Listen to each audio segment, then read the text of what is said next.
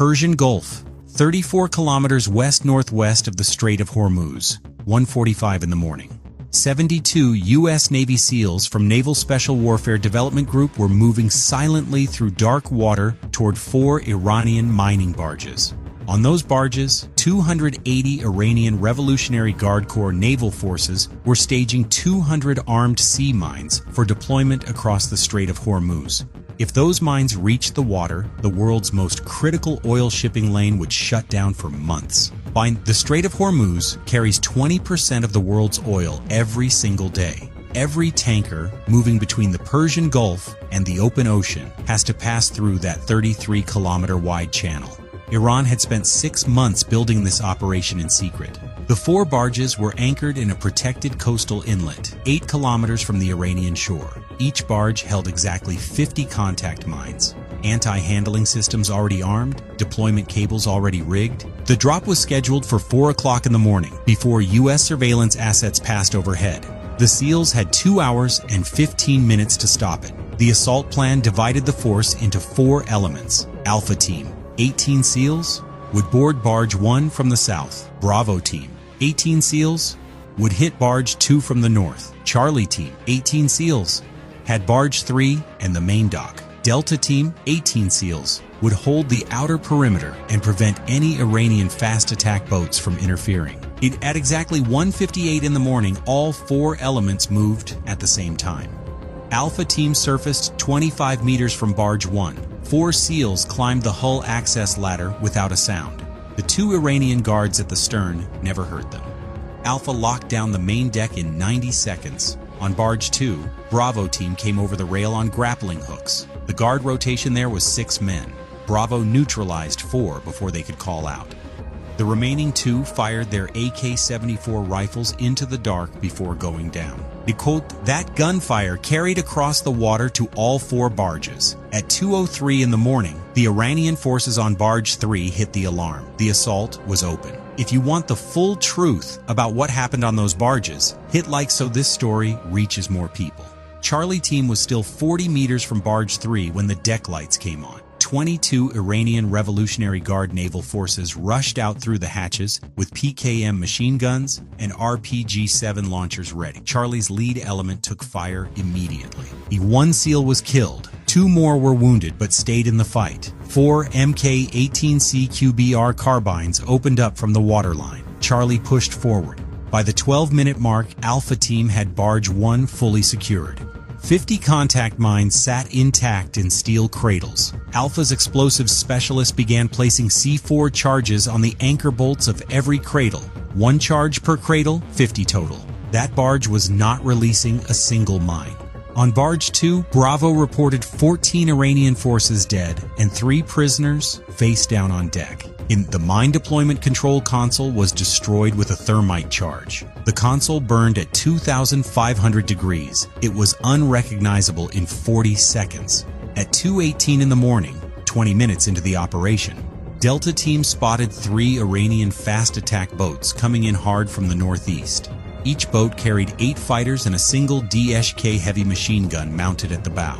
Delta's M240B machine gun team engaged the lead boat at 600 meters. 14 rounds hit the fuel tank. The boat exploded before it could reach firing range. A SEAL carrying an M4A1 SOP-Mod 2 with an MK-19 grenade launcher walked 6 rounds across the second boat and killed the engine dead.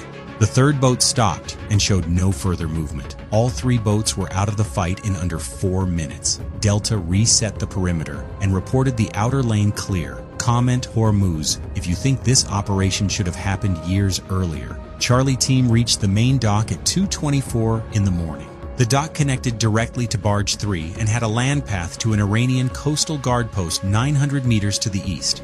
18 Iranian forces were holding the dock behind a line of steel shipping containers. Charlie split into 2 assault lines. One line pushed along the water edge. The other moved up through a rusted crane structure overhead.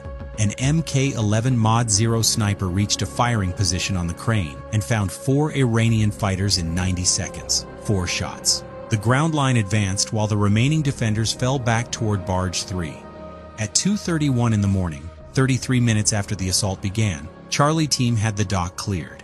The path to Barge 3 was open. Inside Barge 3, 41 Iranian Revolutionary Guard naval forces were still fighting. They had sealed the mine storage compartment with steel cabling and placed a PKM gun position at the forward hatch.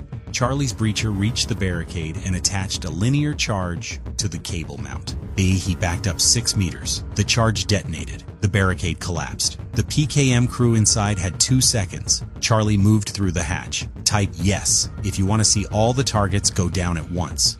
The compartment fight lasted 11 more minutes. The Iranian forces inside used the mine cradles as cover, in a space barely wide enough for 2 men. Every shot was controlled. 8 Iranian fighters died inside the compartment. 9 others surrendered when they realized their exit had been cut off from behind.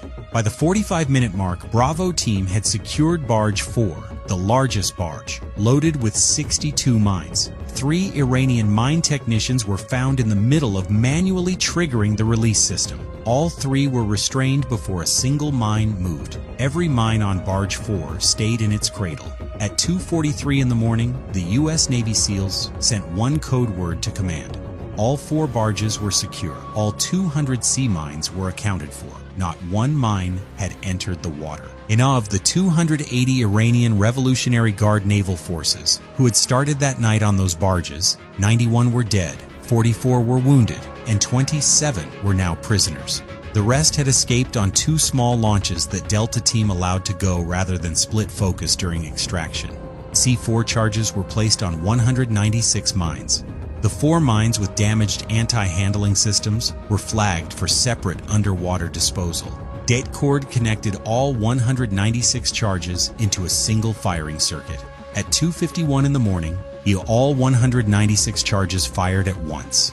The detonation was visible from 22 kilometers away. All 4 barges sank within 8 minutes. Share this video, because what was sitting in that inlet was weeks away from sealing one of the most critical waterways on the planet.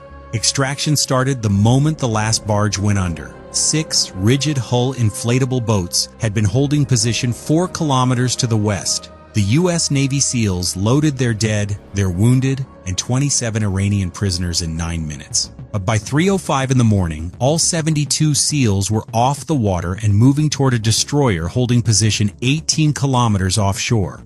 At 3:22 in the morning, 14 Iranian Revolutionary Guard patrol boats and 2 helicopters arrived at the inlet. They found 4 sinking barges, 200 destroyed mines, and no one left to fight.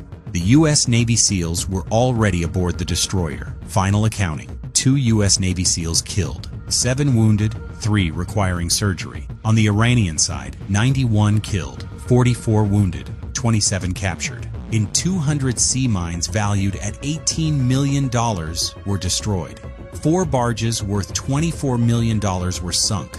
A 6-month Iranian mining operation was erased in 53 minutes. Iran had built a force it believed could seal the world's busiest oil lane before any response was possible. Iranian forces had 200 armed mines, 4 protected barges, 280 trained fighters, and the cover of complete darkness. What they did not have was 72 U.S. Navy SEALs willing to cross the Persian Gulf in the dark and dismantle every single mine before sunrise.